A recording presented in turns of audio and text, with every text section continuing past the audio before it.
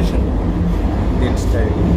അവിടെ വന്ദേ ഭാരതിൻ്റെ ടോയ്ലറ്റ് സൗകര്യമാണ്. ഫ്ലഷിങ് ചെയ്യുന്നത് ഇവിടെയുള്ള ഒരു WC എഴുതിയിട്ടുണ്ടാവും. അതാണ് ശബ്ദമുണ്ട്.